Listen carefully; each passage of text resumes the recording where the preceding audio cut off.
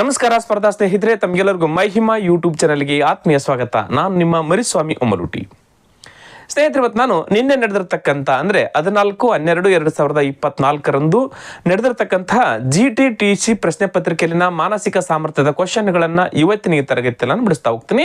ಈ ಒಂದು ಪ್ರಶ್ನೆ ಪತ್ರಿಕೆಯಲ್ಲಿ 10 ಮೆಂಟಲ್ ಎಬಿಲಿಟಿ ಕ್ವಶನ್ಗಳನ್ನು ಕೇಳಿದ್ರೆ ತುಂಬ ಪ್ರಮುಖವಾಗಿರ್ತಕ್ಕಂಥ ಕ್ವಶನ್ಗಳು. ದಯವಿಟ್ಟು ಇದು GTTC ನಮಗೆ ಸಂಬಂಧ ಇಲ್ಲ ಅಂತಕ್ಕಂಥದ್ದು ಬೇಡ, ನಿಮಗೆ ಸಂಬಂಧ ಇರತಕ್ಕಂಥದ್ದು ಮಾನಸಿಕ ಸಾಮರ್ಥ್ಯದ ಕ್ವಶನ್ಗಳು.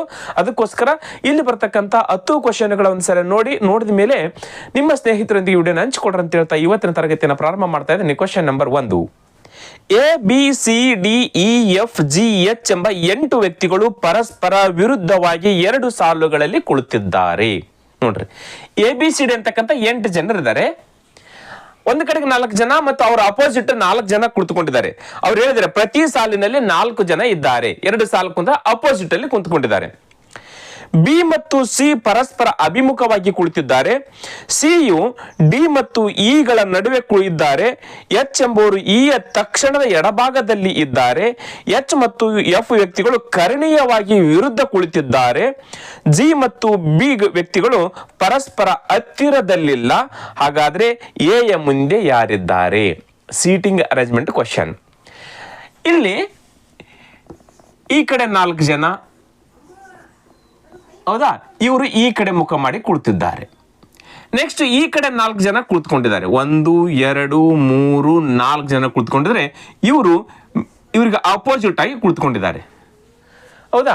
ಅವ್ರು ಹೇಳಿದ್ದಾರೆ, ಮೊದಲನೇದು ಏನಂತ ಹೇಳಿದ್ದಾರೆ ನೋಡ್ರಿ, ಬಿ ಮತ್ತು ಸಿ ಪರಸ್ಪರ ಅಭಿಮುಖವಾಗಿ ಕುಳಿತಿದ್ದಾರೆ. ಬಿ ಮತ್ತು ಸಿ ಪರಸ್ಪರ ಅಭಿಮುಖ ಎಲ್ಲರೂ ತೆಗೆದುಕೊಳ್ತೀನಿ ನಾನು, ಇದನ್ನ ಲಾಸ್ಟ್ ಹಾಕೊಳ್ತೀನಿ. ಹೌದಾ? ಈ ಒಂದು ಪ್ಲೇಸ್ ಅಲ್ಲಿ ಎಲ್ಲರೂ ತೆಗೆದುಕೊಳ್ತೀನಿ ನಾನು. ಬಿ ಮತ್ತು ಸಿ ಪರಸ್ಪರ ಅಭಿಮುಖವಾಗಿ ಕುಳಿತಿದ್ದಾರೆ ಅಂದ್ರೆ ಇಲ್ಲಿ ಬಿ ಕುಳಿತುಕೊಂಡಿದ್ರೆ, ಇಲ್ಲಿ ಸಿ ಕುಳಿತುಕೊಂಡಿದ್ದಾನೆ. ಬಿ ಮತ್ತು ಸಿ ಪರಸ್ಪರ ಅಭಿಮುಖವಾಗಿ ಕುಳಿತುಕೊಂಡಿದ್ದಾರೆ. ಇವನು ಈ ಕಡೆ ಮುಖ ಮಾಡಿದ್ದಾನೆ, ಇವನು ಈ ಕಡೆ ಮುಖ ಮಾಡಿದ್ದಾನೆ. ಸಿಗೆ ಅಪೋಸಿಟ್ ಬಿ ಕುಳಿತುಕೊಂಡಿದ್ದಾನೆ. ಕ್ಲಿಯರಾ? ಎಸ್. ನೆಕ್ಸ್ಟ್ ನೋಡ್ರಿ, ಸಿಯು ಡಿ ಮತ್ತು ಇಗಳ ನಡುವೆ ಇದ್ದಾನೆ. ಸಿಯು ಡಿ ಮತ್ತು ಇಗಳ ನಡುವೆ ಇದ್ದಾನೆ. ಅಥವಾ ಈ ಕಡೆ ಆದ್ರೂ ಬರ್ಬೋದು, ಈ ಕಡೆ ಆದ್ರೂ ಬರ್ಬೋದು, ಡಿ ಈ ಕಡೆ ಆದ್ರೂ ಬರ್ಬೋದು, ಡಿ ಈ ಕಡೆ ಆದ್ರೂ ಬರ್ಬೋದು. 2 ಸಾಧ್ಯತೆಗಳದಾವ ಇಲ್ಲಿ. ಒಟ್ಟಿನಲ್ಲಿ ಸಿ ಡಿ ಮತ್ತು ಇ ನಡುವೆ ಕುಳಿತಿದ್ದಾನೆ, ಇ ಮತ್ತು ಡಿ ನಡುವೆ ಕುಳಿತಿದ್ದಾನೆ. ಹೌದಾ? ಎಸ್. ನೆಕ್ಸ್ಟ್ ನೋಡ್ರಿ, ಎಚ್ ಎಂಬುವನು ಇಯ ತಕ್ಷಣದ ಎಡಭಾಗದಲ್ಲಿದ್ದಾನೆ. ಎಸ್. ಈ ಒಂದು ಕ್ಲೂ ಮುಖಾಂತರ ಅಥವಾ ಈ ಒಂದು ಕಂಡೀಷನ್ ಮುಖಾಂತರ ಡಿ ಇ ಎಲ್ಲಿ ಪ್ಲೇಸ್ ಅಂತ ಗೊತ್ತಾತ್ ನಮಗೆ. ಹೇಳಿದ್ದಾರೆ ನೋಡ್ರಿ, ಅವ್ರು ಏನಂತ ಹೇಳಿದ್ರೆ, ಎಚ್ ಎಂಬುವರು ಇಯ ತಕ್ಷಣದ ಎಡಕ್ಕೆ, ಲೆಫ್ಟ್ ಇರ್ಬೇಕಂತೆ, ಇಯ ಎಡಕ್ಕೆ. ಎಸ್. ಈ ಕಡೆ ಮುಖ ಮಾಡಿ ಕುಳಿತುಕೊಂಡಿದ್ದಾನೆ. ಈ ಕಡೆ ರೈಟ್ ಇರುತ್ತೆ, ಈ ಕಡೆ ಲೆಫ್ಟ್ ಇರುತ್ತೆ. ತಕ್ಷಣದ ಲೆಫ್ಟ್ ಯಾರು ಇರ್ತಾರೆ? ಸಿ ಇರ್ತಾನೆ. ಹಾಗಾದ್ರೆ ಈ ಪ್ಲೇಸ್ ಇದಲ್ಲ. ಕ್ಲಿಯರ್ ಆಯ್ತಾ? ಎಚ್ ಎಂಬವನು ಇಯ ತಕ್ಷಣದ ಎಡಕ್ಕೆ ಅಂತೆ. ಈ ಇಲ್ಲಿದ್ರೆ ತಕ್ಷಣದ ಎಡಕ್ಕೆ ಇಲ್ಲಿರ್ಬೇಕಾಗಿತ್ತು ಹೆಚ್ಚು, ಅಲ್ಲಿ ಯಾರಿದ್ದಾರೆ? ಸಿ ಅದನ್ನೇ. ಹಾಗಾದ್ರೆ ಈ ಪ್ಲೇಸ್ ಇದಲ್ಲ. ಈ ಪ್ಲೇಸ್ ಇದಲ್ಲ ಅಂದ್ರೆ ಡಿ ಪ್ಲೇಸ್ ಕೂಡ ಇದಲ್ಲ. ಹಾಗಾದ್ರೆ ಡಿ ಪ್ಲೇಸ್ ಇದಾಯ್ತು, ಈ ಪ್ಲೇಸ್ ಇದಾಯ್ತು. ಈಗ ತಕ್ಷಣದ ಎಡಕ್ಕೆ ಇಲ್ಲಿ ಬಂದ್ ನೋಡ್ರಿ, ಈ ಪ್ಲೇಸ್ ಅಲ್ಲಿ ಯಾರು ಬಂದ್ರು? ಎಚ್ ಬಂದ್ರು. ಕ್ಲಿಯರ್ ಆಯ್ತಾ? ಈಗ ನೋಡ್ರಿ, 4 ಜನ ಆದ್ರ ಹಾಗಾದ್ರೆ ತೆಗೆದು ಬಿಡಿ. ಈಗ ಹೌದಾ? 4 ಜನ ಆದ್ರೆ ಇವರು. ಎಸ್. ಈಗ ಈ ಸಾಲಲ್ಲಿ 4 ಜನ ಬಂದ್ರೆ ಗೊತ್ತಾಗ್ಬಿಡುತ್ತೆ ಎಲ್ಲರೂ ನಿಮಗೆ.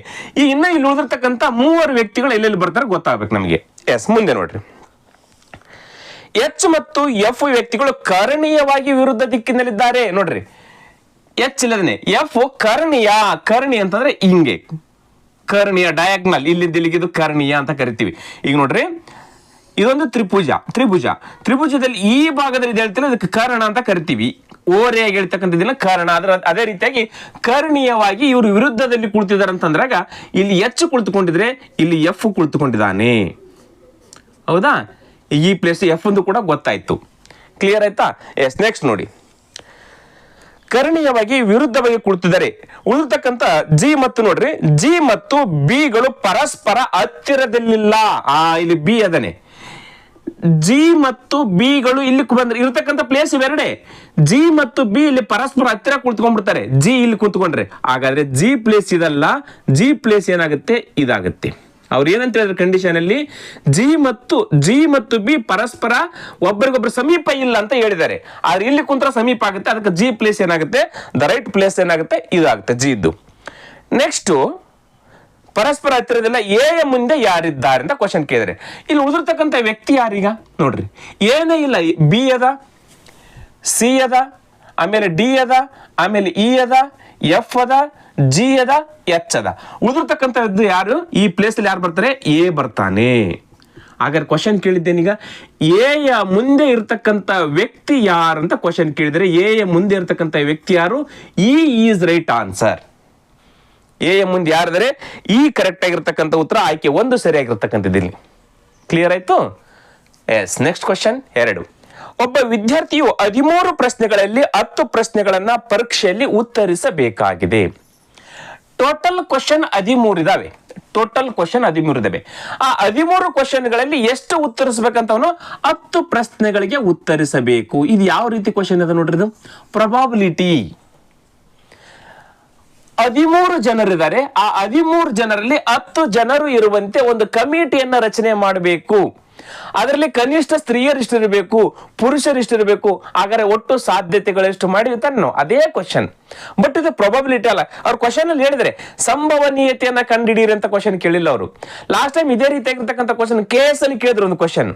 ರೀಸೆಂಟ್ ಆಗಿ ನಡೆದಿರ್ತಕ್ಕಂಥ KS ಎಕ್ಸಾಮ್ ಅಲ್ಲಿ ಇದೇ ರೀತಿ ಅಂದ್ರೆ ಪರ್ಮುಟೇಷನ್ ಪ್ರೊಬಬಿಲಿಟಿಯ ಕ್ವಶನ್, ಬಟ್ ಪ್ರೊಬಬಿಲಿಟಿ ಕೇಳಿಲ್ಲ ಇಲ್ಲಿ, ಹೌದಾ? ಎಸ್, ಇಲ್ಲಿ ನೋಡಿ 13 ಪ್ರಶ್ನೆಗಳಲ್ಲಿ 10 ಪ್ರಶ್ನೆಗಳನ್ನ ಒಂದು ಪರೀಕ್ಷೆಯಲ್ಲಿ ಉತ್ತರಿಸಬೇಕಾಗಿದೆ.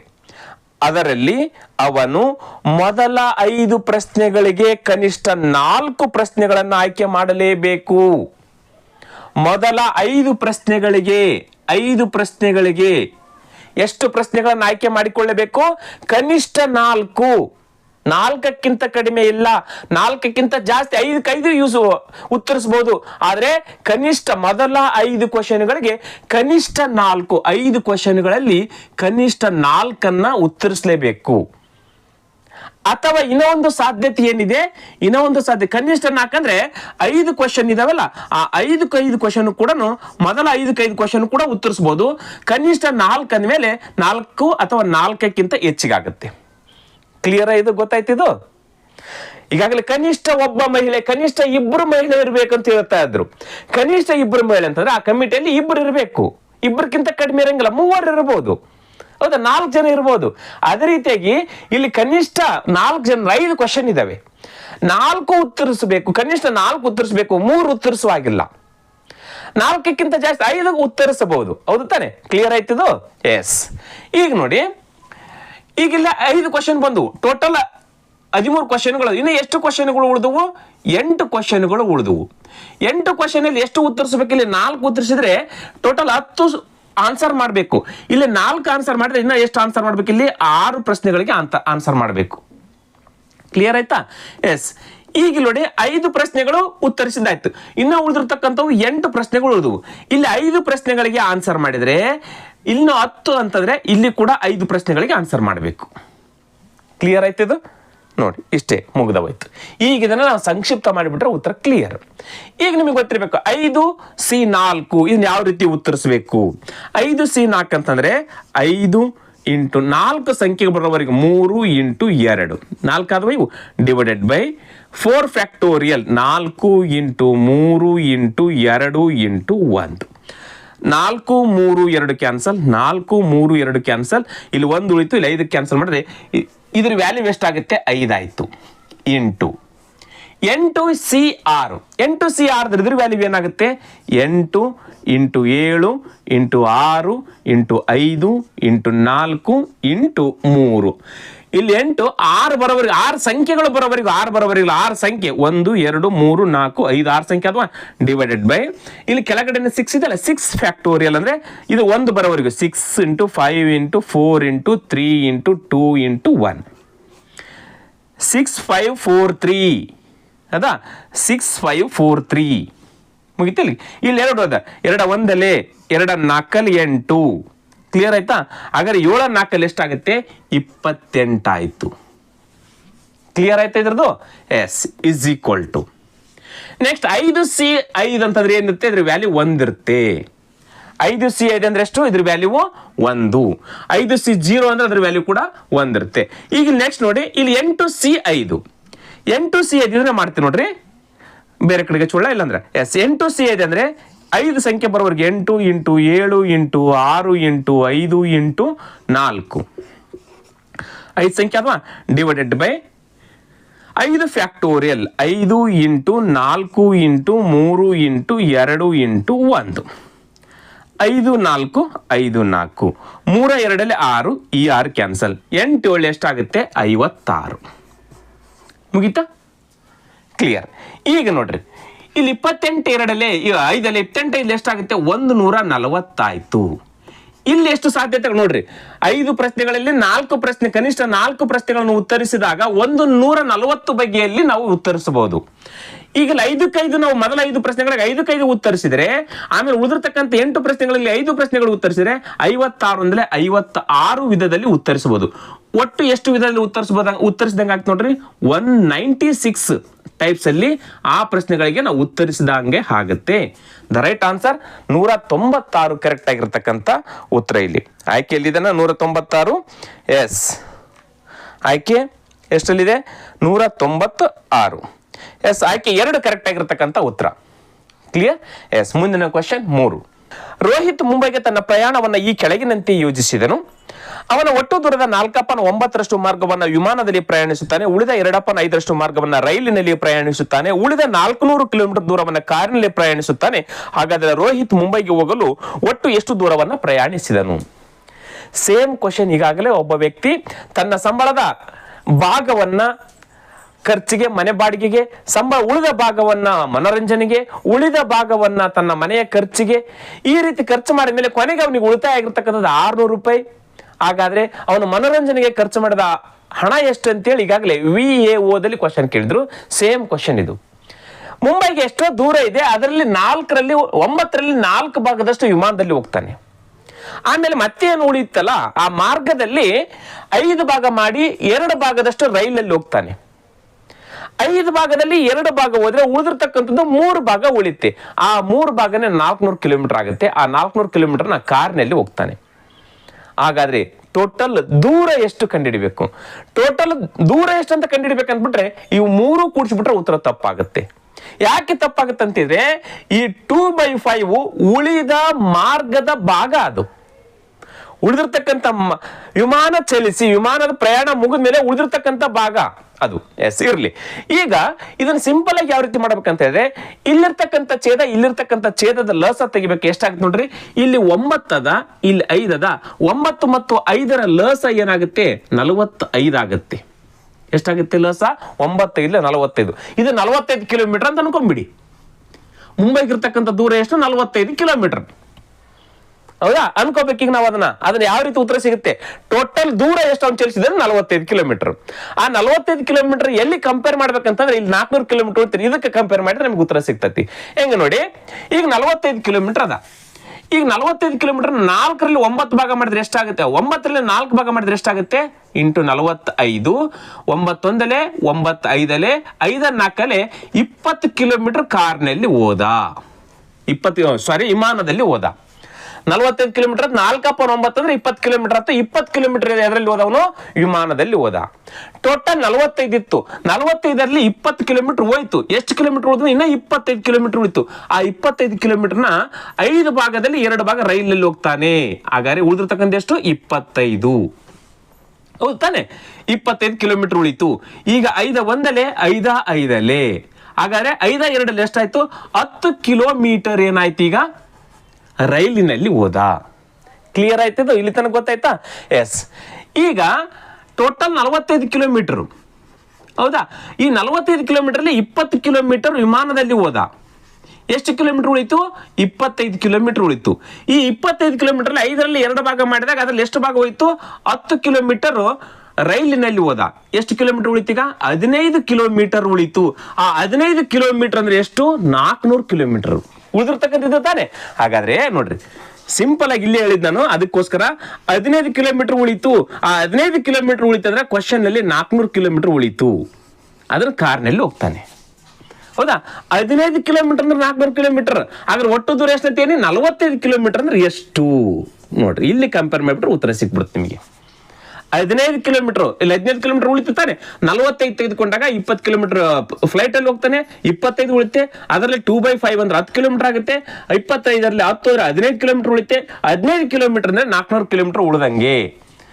400 ಕಿಲೋಮೀಟರ್ ಉಳಿದಂಗೆ ಅಂತಂದ್ರೆ 15ಕ್ಕೆ 400 ಆದ್ರೆ ಟೋಟಲ್ 45ಕ್ಕೆ ಎಷ್ಟಾಗುತ್ತೆ? 15 ಒಂದಲೇ 15 ಮೂರಲ್ಲೇ. ಹೌದಾ? ಹಾಗಾದ್ರೆ 4 3ರಲ್ಲಿ ಎಷ್ಟಾಗುತ್ತೆ? 12,200 ಕಿಲೋಮೀಟರ್ ಇಸ್ ರೈಟ್ ಆನ್ಸರ್. ನೋಡ್ರಿ, ಸಿಂಪಲ್ ಆಗಿ ಮುಗೀತು. ದ ರೈಟ್ ಆನ್ಸರ್ ಎಷ್ಟು? 1200 kilometre is right answer. Clear? Next question ನೋಡೋಣ. Question number 4. ಈ ಕೆಳಗಿನ ಚಿತ್ರದಲ್ಲಿ ಎಷ್ಟು ಚೌಕಗಳಿದಾವೆ? ಇಲ್ಲೊಂದು ಚಿತ್ರ ಕೊಟ್ಟಿದ್ದಾರೆ, ಇದರಲ್ಲಿ ಎಷ್ಟು ಚೌಕಗಳಿದೆ? ಸಿಂಪಲ್ ಅದ, ಎಲ್ಲರೂ ಕೂಡ ಇದಕ್ಕೆ ಕರೆಕ್ಟ್ ಆಗಿ ಉತ್ತರ ನೀಡಿರ್ತೀರ. ಇಲ್ಲಿ ಚೌಕಗಳು ನೋಡಿದಾಗ 1 2 3 4 ಟೋಟಲ್ ಇದು 4 ಅದು 5 6 7 8 9 10 ಚೌಕಗಳು ಕಾಣ್ತವೆ ನಮಗೆ ಇಲ್ಲಿ. ಇನ್ನೂ ಚೌಕಗಳಿದಾವೆ. ಇನ್ನು ಎಲ್ಲಿ ದೊಡ್ಡ ಚೌಕ, ಚಿಕ್ಕವಾದವು. ಈಗ 4 ಚೌಕ ಸೇರಿ 1 ಚೌಕ ಆಗುತ್ತೆ ನೋಡ್ರಿ. ಈಗ 1, ಹೌದು ತಾನೆ? ಇದು 1 ಆಯ್ತಾ? 1. ಆಮೇಲೆ ಇದರಲ್ಲಿ ನೋಡ್ರಿ, ಇದರಲ್ಲಿ ಇಲ್ಲಿಗ ನೆಕ್ಸ್ಟ್ ಇದು 1 2. ನೆಕ್ಸ್ಟ್ ಇಲ್ಲಿದ್ದ ನೆಕ್ಸ್ಟ್ ಈಗ ಇಲ್ಲಿ ಎಷ್ಟದು? 3 ಅದು. ಇದೊಂದು ಚೌಕ, ಆಮೇಲೆ ಇದೊಂದು ಚೌಕ, ಆಮೇಲೆ ಇದೊಂದು ಚೌಕ. ಕ್ಲಿಯರ್ ಆಯ್ತಾ? ಇದು ನೋಡ್ರಿ, ಇದೊಂದು ಚೌಕ, ನೆಕ್ಸ್ಟ್ ಇದೊಂದು ಚೌಕ, ನೆಕ್ಸ್ಟ್ ಇದೊಂದು ಚೌಕ. ಎಷ್ಟು ಚೌಕಗಳಾದವು? 3 ಚೌಕಗಳಾದವು. ಹಾಗಂತೇಳಿ 13 ಚೌಕಗಳಂದ್ರೆ ಉತ್ತರ ತಪ್ಪಾಗುತ್ತೆ. ಇನ್ನೊಂದು ಚೌಕ ಐತಿ ಇದರಲ್ಲಿ. ಈಗ ನಾವು ನೇರವಾಗಿರ್ತಕ್ಕಂಥ ಚೌಕಗಳನ್ನು ನೋಡಿದ್ವಿ. ಇನ್ನೊಂದು ಇದರಲ್ಲಿ ಕ್ರಾಸ್ ಆಗಿರುತ್ತೆ. ಇಲ್ಲಿ ರೇಖೆ ಹಾಕಿದ್ರಲ್ಲ, ಈ ರೇಖೆ ಹಾಕುವುದ್ರ ಮುಖಾಂತರ ಇನ್ನೊಂದು ಚೌಕ ಇದರಲ್ಲಿ ಏರ್ಪಟ್ಟದ. ಅದು ಯಾವ್ದಂತ ಹೇಳಿದ್ರೆ ಇಲ್ಲಿ ಮಿಡಲ್ ಅಲ್ಲಿ ಇರ್ತಕ್ಕಂಥದ್ದು ನೋಡ್ರಿ, ಈ ಚೌಕ. ಈ ಚೌಕ ಕೂಡ ಒಂದದ. ಹಾಗಾದ್ರೆ +1 ಆಯ್ತು. ಹಾಗಾದ್ರೆ ಒಟ್ಟು ಚೌಕಗಳು ಎಷ್ಟಿದಾವೆ ಈ ಒಂದು ಆಕೃತಿಯಲ್ಲಿ? 14 ಚೌಕಗಳು ಈಸ್ ರೈಟ್ ಆನ್ಸರ್. 14 ಚೌಕಗಳು ಇದಾವೆ. ಗೊತ್ತಾಯ್ತು? ಎಸ್. Next question 5.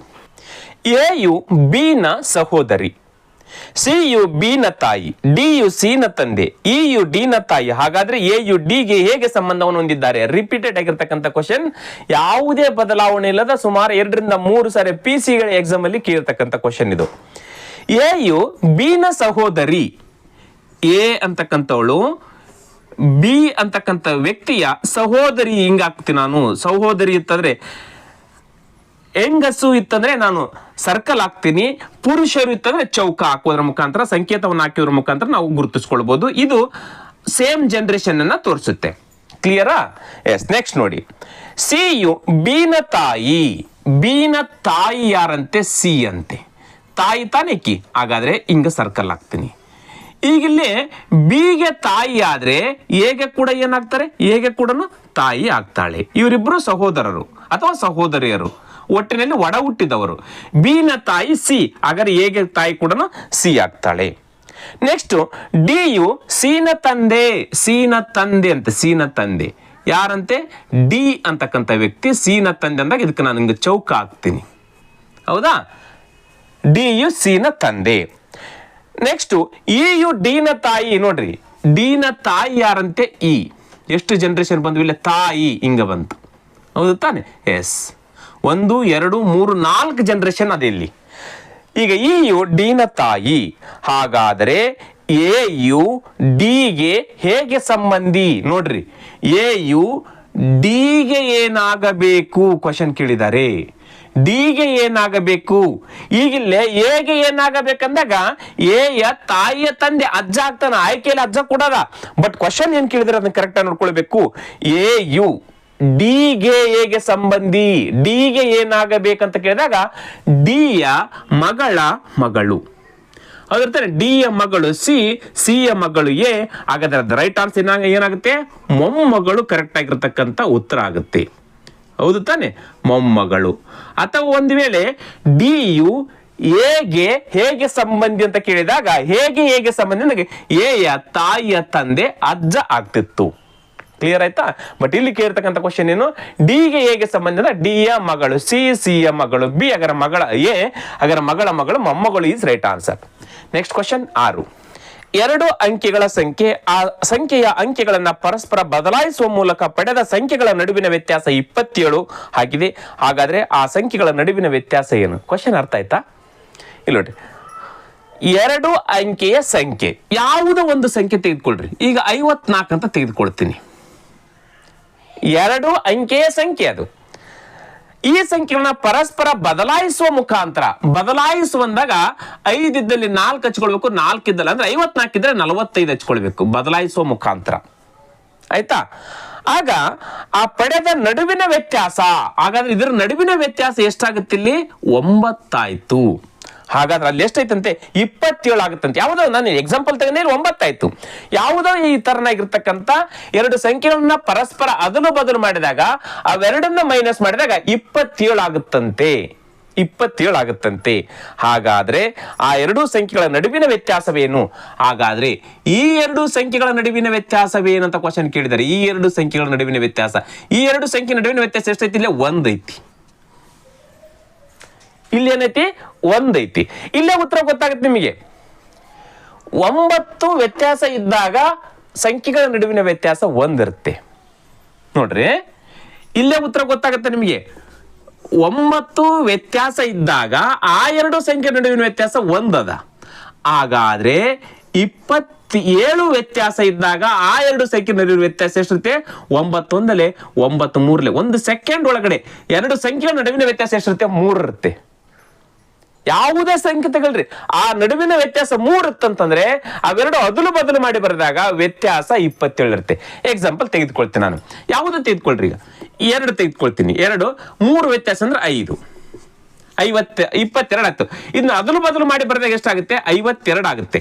ಈಗ ಮೈನಸ್ ಮಾಡ್ರೆ ಎಷ್ಟಾಗುತ್ತೆ ನೋಡ್ರಿ? 12ರಲ್ಲಿ 5 ಹೋದ್ರೆ 7, 10ಗೆ 1, 5ರಲ್ಲಿ 3 ಹೋದ್ರೆ 2, 27 ಬಂತ. ಯಾವುದೇ ಸಂಖ್ಯೆ ತೆಗೆದುಕೊಳ್ರಿ. ಈಗ ಎಷ್ಟು? 63 ತೆಗೆದುಕೊಳ್ತೀನಿ ನಾನು. 3 ವ್ಯತ್ಯಾಸ ಐತೆ. 6ರಲ್ಲಿ 3 ಹೋದ್ರೆ 3 ತಾನೆ. ಇದನ್ನ ರಿವರ್ಸ್ ಮಾಡಿ ಬರ್ದೆ 63 ಉಲ್ಟಾ ಬರ್ದ 36 ಆಯ್ತು. ಈಗ ನೋಡ್ರಿ, 13ರಲ್ಲಿ 6 ಹೋದ್ರೆ 7, 10ಗೆ 1, 4ರಲ್ಲಿ 2 ಹೋದ್ರೆ 6ರಲ್ಲಿ 4 ಹೋದ್ರೆ 27 ಬಂತ.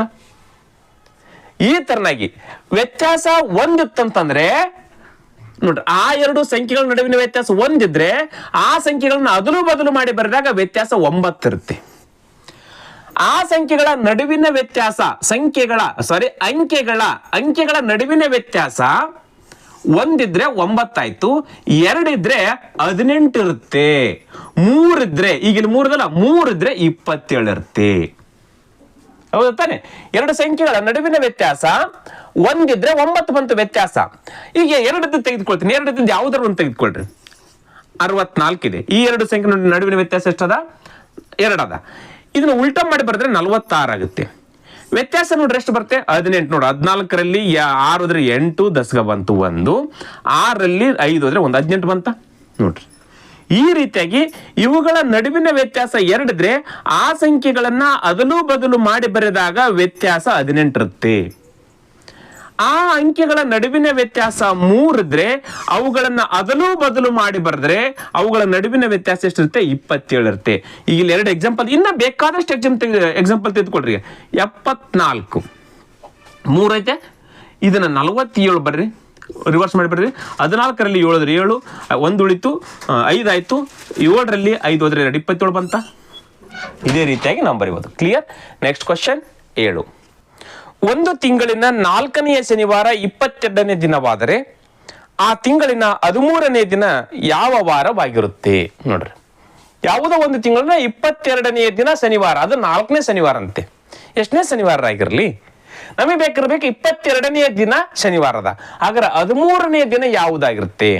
ಸಿಂಪಲ್ ಏನ್ ಮಾಡಬೇಕು, ಇದರಲ್ಲಿ ಇದನ್ನು ಮೈನಸ್ ಮಾಡಿಬಿಡೋಕೆ ಅಷ್ಟೇ. ನಾವು ಒಂದೇ ತಿಂಗಳದು, ಅದೇ ತಿಂಗಳದ್ದು ತಾನೇ ಕೇಳಿರೋದು ಅವರು, ಮತ್ತೆ ಬೇರೆ ತಿಂಗಳದ್ದು ಕೇಳಿಲ್ಲ, ಅದೇ ತಿಂಗಳಿಂದ ಕೇಳಿದ್ದಾರೆ. ಅದೇ ತಿಂಗಳ 4ನೇ ಶನಿವಾರ 22ನೇ ತಾರೀಕು ಅಂತ ಕೇಳಿದ್ದಾರೆ. ಹಾಗಾದ್ರೆ 13ನೇ ದಿನ ಯಾವುದಾಗಿತ್ತು ಅಂದ್ರೆ 13ನೇ ತಾರೀಕು ಯಾವುದಿತ್ತು? 13ನೇ ತಾರೀಕು ಯಾವುದಿತ್ತು ಅಂದಾಗ 22ರಲ್ಲಿ 13 ಹೋದ್ರೆ ಎಷ್ಟು ಉಳಿಯುತ್ತೆ? 9 ಉಳಿತು. ಹೌದಾನೆ? ಈ 9ಅನ್ನ 7ರಿಂದ ಡಿವೈಡ್ ಮಾಡಿದ್ಮೇಲೆ ಶೇಷ ಎಷ್ಟು ಉಳಿತು ನಮಗೆ? 9 ಒಂದಲೆ 7 ಒಂದಲ್ಲಿ 7, 7 ಒಂದಲ್ಲಿ 7, ಶೇಷ ನಮಗೆ 2 ಉಳಿತು. ಇದು ಇಂಪಾರ್ಟೆಂಟ್. ಈ ಶೇಷವನ್ನ ಈಗ ಶನಿವಾರಕ್ಕೆ ಏನ್ ಮಾಡಬೇಕು? ಕೂಡಿಸ್ಬೇಕು. ಏನು ಮೈನಸ್ ಮಾಡ್ಬೇಕಂದಾಗ 22 ಕೊಟ್ಟು 13ನೇ ತಾರೀಕು ಹಿಂದಲ ದಿನಕ್ಕೆ ಇದ್ರೆ ಮೈನಸ್ ಮಾಡಬೇಕು. ಎಷ್ಟು ದಿನನ? 2 ದಿನ ಮೈನಸ್ ಮಾಡಬೇಕು. ಹಾಗಾದ್ರೆ ಶನಿವಾರಕ್ಕೆ 2 ದಿನ ಹಿಂದಕ್ಕೆ ಹೋದ್ರೆ ಏನಾಗುತ್ತೆ ನೋಡ್ರಿ, ಶನಿವಾರ ಹಿಂದಿನ ದಿನ ಯಾವ್ದಿರುತ್ತೆ, ಶುಕ್ರವಾರ ಇರುತ್ತೆ. ಶುಕ್ರವಾರದ ಹಿಂದಿನ ದಿನ ಯಾವ್ದಿರುತ್ತೆ, ಗುರುವಾರ ಈಸ್ ರೈಟ್ ಆನ್ಸರ್. ಸಿಂಪಲ್ ಆಗಿ ಮುಗಿದೋಯ್ತು, ಗುರುವಾರ ಈಸ್ ರೈಟ್ ಆನ್ಸರ್. ಹೌದಾ? ಎಸ್. ಈಗ ನೋಡ್ರಿ 5ನೇ ಶನಿವಾರ ಅಂತೆ. ಎಷ್ಟನೇ ಶನಿವಾರ ಅವ್ರು ಹೇಳಿದ್ದು? ಎಸ್, 4ನೇ ಶನಿವಾರ. 4ನೇ ಶನಿವಾರ ಎಷ್ಟನೇ ತಾರೀಕು ಇರುತ್ತಂತೆ? 20. ಇದು ಮುಗಿತು, ಇಷ್ಟ ಉತ್ತರ ನಿಮಗೆ ತಾಳೆ ಮಾಡಿ ಹೇಳ್ತಾ ಇದ್ದೀನಿ. 22ನೇ ತಾರೀಕು ಅದ. ಹಾಗಾದ್ರೆ 3ನೇ ಶನಿವಾರ ಅಂತಂದಾಗ 3ನೇ ಶನಿವಾರ ಅಂದಾಗೆ ಇದಕ್ಕೆ 7 ದಿನ ಮೈನಸ್ ಮಾಡಬೇಕು. 7 ದಿನ ಮೈನಸ್ ಮಾಡಿದ್ರೆ ಎಷ್ಟಾಗುತ್ತೆ? 15ನೇ ತಾರೀಕು. ಅವತ್ತು ಕೂಡ ಶನಿವಾರ ಇರುತ್ತೆ, 3ನೇ ಶನಿವಾರ ಇದು. 2ನೇ ಶನಿವಾರಕ್ಕೆ ಬಂದಾಗ 7 ದಿನ ಮೈನಸ್ ಮಾಡಿದ್ರೆ ಎಷ್ಟಾಗುತ್ತೆ? 8 ಆಯ್ತು. ಇದು 2ನೇ ಶನಿವಾರ. 7 ದಿನ ಮೈನಸ್ ಮಾಡ್ಬೇಕು. ಒಂದು ವಾರಕ್ಕೆ 7 ದಿನಗಳು, 7 ದಿನ ಮೈನಸ್ ಮಾಡಬೇಕು. ಈಗ 8ರಲ್ಲಿ 7 ದಿನ ಮೈನಸ್ ಮಾಡಿದ್ರೆ 1 ಬರುತ್ತೆ. ಹಾಗಾದ್ರೆ ಇದೇನು? 1ನೇ ಶನಿವಾರ. 1ನೇ ತಾರೀಕು ಏನಿದು? 1ನೇ ಶನಿವಾರ. ಟೋಟಲ್ ಇವೆಲ್ಲವೂ ಆ ತಿಂಗಳದ ಶನಿವಾರಗಳಿವು. 1ನೇ ತಾರೀಕು, 8ನೇ ತಾರೀಕು, 15ನೇ ತಾರೀಕು, 22ನೇ ತಾರೀಕು ಶನಿವಾರಗಳು ಬರ್ತಾವು. ಹಾಗಾದ್ರೆ ಕ್ವಶನ್ ಕೇಳಿದ 13ನೇ ತಾರೀಕು ಕೇಳ್ಯಾರೆ. ಇಲ್ಲ ನೋಡ್ರಿ, 14, 13 ಇದು ಶನಿವಾರ ಆಗಿತ್ತಂತಂದ್ರೆ ನೋಡ್ರಿ, ಇದು ಯಾವ್ದಿರುತ್ತೆ? ಗುರುವಾರ, ಶುಕ್ರವಾರ, ಶನಿವಾರ. ಹಾಗಾದ್ರೆ ಇದು ಯಾವ ಇರುತ್ತೆ? 13ನೇ ತಾರೀಕು ಗುರುವಾರ ಇರುತ್ತೆ. ಇಷ್ಟೆಲ್ಲ ಮಾಡೋದಕ್ಕಿಂತ ಇಲ್ಲಿದ್ದಿಲ್ಲ ಮೈನಸ್ ಮಾಡಬೇಕು. 2 ದಿನ ಮೈನಸ್ ಹಿಂದಕ್ಕೆ ಮಾಡ್ಕೊಂಡ್ರೆ ಆಯ್ತು, ನಮಗೆ ಕರೆಕ್ಟ್ ಆಗಿ ಉತ್ತರ ಸಿಗ್ಬಿಡುತ್ತೆ. ಕ್ಲಿಯರ್? ಗೊತ್ತಾಯ್ತು? Next question 8. ಈ ಕೆಳಗಿನ ಚಿತ್ರದಲ್ಲಿ ಒಟ್ಟು ತ್ರಿಭುಜಗಳ ಸಂಖ್ಯೆಯನ್ನ ಕಂಡು ಹಿಡಿಯಿರಿ. ಈ ಒಂದು ಆಕೃತಿಯಲ್ಲಿ ಎಷ್ಟು ತ್ರಿಭುಜಗಳು? ಒಂದು ಬೇಸಿಕ್ ಆಗಿರತಕ್ಕಂಥ ಕ್ವಶನ್ ಅನ್ನ ಕೇಳಿದ್ದಾರೆ. ಈ ರೀತಿ ಏನಾದ್ರು ಆಕೃತಿ ಏನಾದ್ರು ಸಿಕ್ಕರೆ ನಿಮಗೆ ಇಲ್ಲಿ ಎಷ್ಟೆಷ್ಟು ಒಂದೊಂದು 1, 2, 3 ಸೀರಿಯಲ್ ನಂಬರ್ ಬರ್ತೇವೆ. 1 ಇಲ್ಲಿ 2 ಕಂಪ್ಲೀಟ್ ಆಗಿ ಈ ಲೈನ್ ಈ ಒಂದು ಪಾದಕ್ಕೆ ಮುಟ್ಟಿರಬೇಕು. ಹೌದಾ? ಇದಕ್ಕೆ ಪಾದ ಅಂತ ಕರೀತಾರೆ. ಬೇಸ್ 1, 2, 3. ಹೌದ್ ತಾನೆ? ಹಾಗಾದ್ರೆ ಇಲ್ಲಿ ಎಷ್ಟು ತ್ರಿಭುಜಗಳು ಇರ್ತಾವೆ ಅಂದ್ರೆ ಈ 3 ಕೂಡ್ಸ್ಕೊಂಡ್ಬಿಟ್ರೆ ಸಾಕು. 1 + 2 + 3 ಟೋಟಲ್ ಎಷ್ಟಾದವು? 6. ಹಾಗಾದ್ರೆ ಈ ಪ್ಲೇಸ್ಗೆ ಈ ಒಂದು ತ್ರಿಭುಜ ಟೋಟಲ್ ಇಲ್ಲಿವರೆಗೆ ಇರ್ತಕ್ಕಂಥ ತ್ರಿಭುಜದಲ್ಲಿ ಎಷ್ಟು ಬರ್ತವೆ ತ್ರಿಭುಜಗಳು? 6 ತ್ರಿಭುಜಗಳು ಆಗ್ತವೆ. ನೋಡ್ರಿ, ಇದು ಒಂದು ತ್ರಿಭುಜ, ನೆಕ್ಸ್ಟ್ ಇದು ಒಂದು ತ್ರಿಭುಜ, ನೆಕ್ಸ್ಟ್ ಇದು ಒಂದು ತ್ರಿಭುಜ, 3 ತ್ರಿಭುಜ, ಆಮೇಲೆ ಇವೆರಡು ಸೇರಿಸಿ 1 ತ್ರಿಭುಜ, 4 ತ್ರಿಭುಜ, ಆಮೇಲೆ ಇವೆರಡು ಸೇರಿಸಿ 5 ತ್ರಿಭುಜ. ಟೋಟಲ್ ಆಗಿ ಇದೊಂದು ತ್ರಿಭುಜ ಏನಾಗ್ತವೆ? 6 ತ್ರಿಭುಜಗಳು ಆಗ್ತವೆ. ಇಲ್ಲಿವರೆಗೆ ಬಂದಾಗ 6 ತ್ರಿಭುಜಗಳು ಆದವು. ಈಗ ಇದ್ರದ್ದು ಮುಗಿತ್ತು. ಈಗ ಇಲ್ಲಿ ಒಂದು ಅಡ್ಲೈನ್ ಹಾಕಿದಾರೆ, ಇನ್ನೂ ಒಂದು. ಎಸ್, ಇದು ಬಿಟ್ಬಿಡಮ್ಮ. ನೆಕ್ಸ್ಟ್ ಇದು ಸೇಮ್ ಅದೇ ರೀತಿ ಇದೆ ನೋಡ್ರಿ. ಈ ಲೈನ್ ಇಲ್ಲಿವರೆಗೆ ಹಾಕಿದ್ದಾರೆ, ಈ ಲೈನ್ ಕೂಡ ಇಲ್ಲಿವರೆಗೆ ಮುಟ್ಟಿದ ಮೇಲೆ 1, 2, 3, 3, 2, 5, 1. ಇಲ್ಲಿ ಕೂಡ ಎಷ್ಟು ತ್ರಿಭುಜಗಳು? 6 ತ್ರಿಭುಜಗಳು ಇದಾವೆ. ಈಗ ಇಲ್ಲಿವರೆಗೂ ಮುಗಿತ್ತು. ಈಗ ಇಲ್ಲಿದ್ದ ಕಡೆ ಮತ್ತೆ ಇಲ್ಲಿ ಕೂಡ 1, 2, 3 ಇಲ್ಲಿ ಕೂಡ ಎಷ್ಟು ತ್ರಿಭುಜಗಳಿದಾವೆ? 6 ತ್ರಿಭುಜಗಳಿದಾವೆ. ಒಂದ್ ವೇಳೆ ಇಷ್ಟೇ ಇಟ್ಟಂತ ಇಟ್ಕೊಳ್ರಿ, ಈ ಲೈನ್ ಹಾಕಿಲ್ಲ, ಇದಷ್ಟೇ ಕುಡಿಸ್ಕೊಳ್ಬೇಕು. ಇಲ್ಲಿ 3 ಅದಾವ, ಇಲ್ಲಿ 3 ಬರ್ಕೊಳ್ಬೇಕು. ಹೌದಾ? ಅಥವಾ ಇಲ್ಲಿ ಹಿಂಗ್ ಕೊಟ್ಟಿರ್ತಾರೆ, ಈ ಕಡೆ 2ಕ್ಕೆ ಹಾಕಿರ್ತಾರೆ, ಇದಕ್ಕೆ ಹಾಕಿರಲ್ಲ. ಇಲ್ಲಿ 1, 2 ಅಷ್ಟೇ ಬರ್ಕೊಳ್ಬೇಕು. 1, 2, 3 ತ್ರಿಭುಜಗಳಂತ ಬರ್ಕೊಳ್ಬೇಕು. ಇಲ್ಲಿ ಕಂಪ್ಲೀಟ್ ಆಗಿ ಇಲ್ಲಿ ದಿಲ್ಲಿಗೆ ಹಾಕಿರೋದ್ಮೇಲೆ ಇವೆಲ್ಲಗಳನ್ನು ಕೂಡಿಸ್ಕೊಳ್ಬೇಕು. ಇಲ್ಲಿ ದಿಲ್ಲಿಗೆ ಹಾಕಿರೋದ್ಮೇಲೆ ಇಲ್ಲಿ ಎಲ್ಲಾ ಸಂಖ್ಯೆಗಳನ್ನ ಕೂಡಿಸ್ಕೊಳ್ಬೇಕು. ಈಗ ಅದೇ ರೀತಿ ಇಲ್ಲಿ 1, 2, 3 ಇಲ್ಲಿ ಕೂಡ 6 ತ್ರಿಭುಜಗಳದಾವು. 6 4 ಟೋಟಲ್ ಎಷ್ಟು ತ್ರಿಭುಜಗಳದಾವು? 24 ತ್ರಿಭುಜಗಳು ಈ ಒಂದು ಆಕೃತಿಯಲ್ಲಿ ಕಂಡು ಬರ್ತವೆ. Is right answer. ಕ್ಲಿಯರ್ ಆಯ್ತು? ಎಸ್. ಮುಂದಿನ ಕ್ವೆಶ್ಚನ್ 9. ಒಂದು ಚೀಲದಲ್ಲಿ 25 ಪೈಸೆ, 10 ಪೈಸೆ ಮತ್ತು 5 ಪೈಸೆಗಳ ನಾಣ್ಯಗಳು ಇದಾವೆ. ಒಂದು ಚೀಲದಲ್ಲಿ ಇಲ್ಲಿ ಪೈಸೆಗಳಿದೆ ನೋಡ್ರಿ. 25 ಪೈಸೆ, ನಾ ಬರ್ದಲ್ಲ ಪೈಸೆ ಅಂತ ಅನ್ಕೊಳ್ಳಿ. ಇಲ್ಲಿ 10 ಪೈಸೆ, 5 ಪೈಸೆ, 25 ಪೈಸೆ, 10 ಪೈಸೆ, 5 ಪೈಸೆದು ಒಂದು ಚೀಲದಲ್ಲಿ ನಾಣ್ಯಗಳಿದಾವೆ. ಅವುಗಳು 3:5:5 ಅನುಪಾತದಲ್ಲಿ ಇದಾವೆ. ನೋಡ್ರಿ, 25 ಪೈಸೆದು 3ರಷ್ಟು ಇದಾವೆ, 10 ಪೈಸೆದು 4 ಪಟ್ಟಿದಾವೆ, 5 ಪೈಸೆದು 5 ಪಟ್ಟಿದಾವೆ. ಅವುಗಳ ನಾಣ್ಯಗಳ ಅನುಪಾತ, ನಾಣ್ಯಗಳ ಸಂಖ್ಯೆಯ ಅನುಪಾತ 3:4:5. ನೆಕ್ಸ್ಟ್, ಒಟ್ಟು 70 ರೂಪಾಯಿಗಳಿದ್ದರೆ ಎಷ್ಟು 10 ಪೈಸೆ ನಾಣ್ಯಗಳಿದಾವೆ? ಹಾಗಾದ್ರೆ ಆ ಚೀಲದಲ್ಲಿ ಒಟ್ಟು 70 ರೂಪಾಯಿ ಇದಾವೆ, 70 ರೂಪಾಯಿಗಳಿದಾವೆ. ಹಾಗಾದ್ರೆ 10 ಪೈಸೆಯ ನಾಣ್ಯಗಳು ಎಷ್ಟಿದಾವೆ ಅಂತ ಕ್ವಶನ್ ಕೇಳಿದ್ದಾರೆ. ಕೇಳಿ, ಸಿಂಪಲ್. ಈಗ ನೋಡ್ರಿ, ಇಲ್ಲೆಲ್ಲವೂ ಪೈಸೆಗಳಲ್ಲಿರುವುದರಿಂದ ಇದನ್ನು ಕೂಡ ಪೈಸೆದಾಗ ಕನ್ವರ್ಟ್ ಮಾಡ್ಕೊಂಡ್ಬಿಡ್ತೀನಿ. ಈಗ ಇದು 70 ರೂಪಾಯಿ ಇರೋದನ್ನ ಪೈಸೆದಲ್ಲಿ ಕನ್ವರ್ಟ್ ಮಾಡ್ಕೊಂಡ್ರೆ ಎಷ್ಟಾಗುತ್ತೆ? 1 ರೂಪಾಯಿ 100 ಪೈಸೆ. ಹಾಗಾದ್ರೆ 7000 ಪೈಸೆ ಆಗುತ್ತೆ. ಇದೇನಾಗುತ್ತೆ? ಇದು ಪೈಸೆ ಆಗುತ್ತೆ. ಎಸ್. ಈಗ ನೋಡ್ರಿ, ಈಗ ಇಲ್ಲೇ 25 ಪೈಸೆದು 3ರಷ್ಟು, 10 ಪೈಸೆದು 4ರಷ್ಟು, 5 ಪೈಸೆದು 5ರಷ್ಟು ಇದೆ. ಇವುಗಳ ಮೌಲ್ಯ ಬರ್ಕೊಳ್ಳೋಣ. ನಾಣ್ಯಗಳ ಮೌಲ್ಯ ನೋಡ್ರಿ. 25 ಪೈಸೆದು 3 ಆದ್ರೆ ಎಷ್ಟಾಗ್ತಾವು?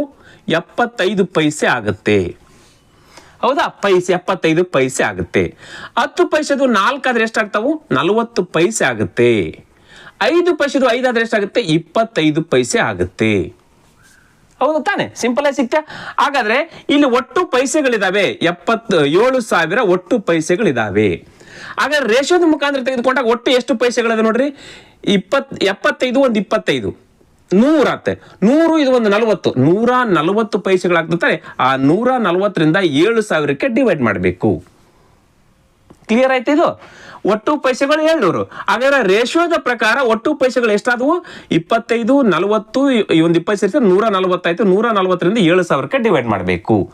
ನೋಡ್ರಿ, ಈ 0 ಕ್ಯಾನ್ಸಲ್, ಈ 0 ಕ್ಯಾನ್ಸಲ್. 14 ಒಂದಲ್ಲಿ 14, 14 5 14 5 70, ಇದು ಒಂದು 0 50 ಬಂತು. ಇದು ಬೇಕಾಗಿತ್ತು ನಮಗೆ 50. ಈಗ ನಾಣ್ಯಗಳ ಸಂಖ್ಯೆ ಕೇಳ್ತಾನೆ. ಎಸ್, ನಾಣ್ಯಗಳ ಸಂಖ್ಯೆ ಅನುಪಾತ ಇಲ್ಲೇ ಇದ್ದಾನೆ. ಎಸ್, ಈಗ ಇವುಗಳಿಗೆ ಗುಣಾಕಾರ ಈ 3:4:5 ಗುಣಾಕಾರ ಮಾಡಿಬಿಟ್ರೆ ಅವುಗಳ ಸಂಖ್ಯೆಗಳು ಸಿಕ್ಬಿಡ್ತವೆ. ಈಗ 25 ಪೈಸೆ ತೆಗೆದುಕೊಳ್ತೀನಿ. 25 ಪೈಸೆದು ಎಷ್ಟದವು? 3ರಷ್ಟು ಇದಾವೆ. ಹಾಗಾದ್ರೆ ಇಲ್ಲಿ 1ರಷ್ಟು ಅಂದ್ರೆ ಎಷ್ಟದ? 50 ಅದ. ಹಾಗಾದ್ರೆ 25 ಪೈಸೆದು 53 150 ಕಾಯಿನ್ಸ್, ನಾಣ್ಯಗಳ ಸಂಖ್ಯೆ ತಾನೆ ಇದು. ಎಸ್, ಇವು 25 ಪೈಸೆದವು. ಈ ಕೇಳಿದ 10 ಪೈಸೆ ತಾನೆ. 10 ಪೈಸೆದು ಎಷ್ಟರಷ್ಟು? 4ರಷ್ಟಿದಾವೆ. ಹಾಗಾದ್ರೆ ಇಂಟು 50 ಇದನ್ನೆಲ್ಲದಕ್ಕೆ ಗುಣಾಕಾರ ಮಾಡ್ಬೇಕು. ಎಷ್ಟಾಗುತ್ತೆ ನೋಡ್ರಿ? ಈಗ 24 200 ಪೈಸೆ 10 ಪೈಸೆ ಇದಾವೆ. ಅವ್ರು ಕೇಳ್ತಕ್ಕಂಥ ಕ್ವಶನ್ಗೆ ಇದು. ಹೌದಾ? ಉತ್ತರ ಮುಗೀತು. ನಾವು ಇಲ್ಲಿಗೆ ಮುಗೀತು. ನಿಮಗೆ ಕ್ಲಿಯರ್ ಆಗಿ 25 ಪೈಸೆದು 10 ಪೈಸೆದು 5 ಪೈಸೆದು ಕೂಡ ಹೇಳ್ತಾ ಇದ್ದೀನಿ. 5 ಪೈಸೆದು 5ರಷ್ಟಿದಾವೆ. ಹಾಗಾದ್ರೆ ಇಂಟು 50 ಅಂದ್ರೆ ಎಷ್ಟಾಗುತ್ತೆ? 5 5 25 250 ಕಾಯಿನ್ಸ್ ಇದಾವೆ. ಮುಗ್ದ ಹೋಯ್ತು. ಹೌದಾನೆ? 250 ಕಾಯಿನ್ಸ್ ಇದಾವೆ. ಆಗ ಒಂದು ವೇಳೆ ಒಟ್ಟು ಎಷ್ಟು ಕಾಯಿನ್ಸ್ ಇದಾವೆ ಅಂತ ಕೇಳಿದಾಗ ಇವೆಲ್ಲಗಳನ್ನು ಕೂಡಿಸಿದ್ರೆ ಒಟ್ಟು ಇಷ್ಟು ಕಾಯಿನ್ಸ್ಗಳು ಆ ಚೀಲದಲ್ಲಿ ಇರ್ತವೆ. 0 5 5 10 0 10 1 600 ಕಾಯಿನ್ಸ್ ಆ ಬ್ಯಾಗ್ ಅಲ್ಲಿ ಇದಾವೆ. 600 ಕಾಯಿನ್ಸ್ ಇದಾವೆ ಆ ಬ್ಯಾಗ್ ಅಲ್ಲಿ. ಎಸ್, ಒಂದ್ ವೇಳೆ ಈಗ 70 ರೂಪಾಯಿ ಆಗುತ್ತಿಲ್ಲ, ಅದನ್ನು ಕೂಡ ನೋಡಿ ಟೆಸ್ಟ್ ಮಾಡ್ಬೋದು ನಾವು. ಈಗಿಲ್ಲೇ 25 ಪೈಸೆದವು 150 ಅದಾವೆ. 10 ಪೈಸೆದವು 200 ಅದಾವೆ. 5 ಪೈಸೆದು 250 ಅದಾವೆ. ಇವೆಲ್ಲವುಗಳನ್ನ ಕೂಡಿಸಿದ್ರೆ ನಮ್ಗೆ 7,000 ಪೈಸೆ ಆಗಬೇಕು. ಅಂದ್ರೆ ಮಾತ್ರ ನಾವು ಮಾಡಿರ್ತಕ್ಕಂಥದ್ದು ಸರಿ ಆಗುತ್ತೆ, ಇಲ್ಲಾಂದ್ರೆ ತಪ್ಪಿರ್ಬೋದು. ಈಗ ನೋಡ್ರಿ, 25 ಪೈಸೆದು 150 ಇದಾವೆ. ಹಾಗಾದ್ರೆ ಟೋಟಲ್ ಎಷ್ಟಾಗುತ್ತೆ ನೋಡ್ರಿ? 25 ಪೈಸೆದು 150 ಕಾಯಿನ್ಸ್ ಇದಾವೆ. ಹಾಗಾದ್ರೆ ಟೋಟಲ್ ಅಮೌಂಟ್ ಎಷ್ಟಾಗುತ್ತೆ? 20 0 0 20 0 0 25 0 25 0 25 5 125ಕ್ಕೆ 5 10 12 25 ಒಂದಲೆ 25 1 12 37 ನೋಡ್ರಿ 3750 ಪೈಸೆ ಆದವು 25 ಪೈಸೆದು. ಈಗ 10 ಪೈಸೆದು ಎಷ್ಟು ಇದಾವಂತೆ? 200 ಇದಾವಂತೆ. 10 ಪೈಸೆದು 200 ಇದಾವಂತೆ. ಹಾಗಾದ್ರೆ ಎಷ್ಟು ಆಗ್ತವೆ? 2 1 2 2,000 ಪೈಸೆಗಳು ಆದವು. 2,000 ಪೈಸೆಗಳಂತಂದ್ರೆ ಇಲ್ಲಿ 1 ರೂಪಾಯಿಗೆ 100 ಪೈಸೆ ತಾನೆ, ಇಲ್ಲಿ 2 0 ತಾನೆ. ಹಾಗಾದ್ರೆ 2 ಬಿಟ್ಟು ಪಾಯಿಂಟ್ ಕೊಟ್ಬಿಟ್ರೆ ಸಾಕು, ಇವು ರೂಪಾಯಿ ಆದಂಗೆ 37 ರೂಪಾಯಿ. ಹಿಂಗ್ ಬರೆದ್ರೆ 20 ರೂಪಾಯಿ ಅಂತ ಅರ್ಥ. ಇದು 37 ರೂಪಾಯಿ 50 ಪೈಸೆ ಅಂತ ಅರ್ಥ. ಎಸ್, ಈಗ ನೋಡ್ರಿ 5 ಪೈಸೆದು ಎಷ್ಟು ಇದಾವಂತೆ? 5 ಪೈಸೆದು 250 ಇದಾವೆ. 250. ಎಸ್, ಈ 0ಕ್ಕೆ 0 25 5 125 ನೋಡ್ರಿ 1250 ಪೈಸೆಗಳು 5 ಪೈಸೆದು ಇದಾವೆ. ಹಾಗಾದ್ರೆ ಈ ಕಡೆಯಿಂದ 2 ಬಿಟ್ಟು ಪಾಯಿಂಟ್ ಕೊಟ್ರೆ 12.5 ರೂಪಾಯಿ ಅದಾವ.